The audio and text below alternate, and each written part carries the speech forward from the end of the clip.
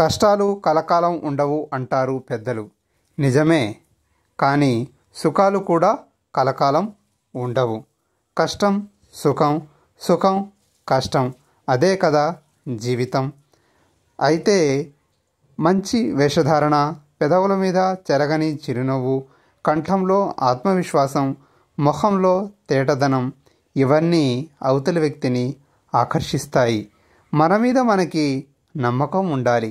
మన మీద మనకి నమ్మకం ఉంటే అవతలి వ్యక్తి ప్రశ్నలకు సూటిగా సరిగ్గా సమాధానం చెప్పగలిగే ధైర్యం మనకి వస్తుంది.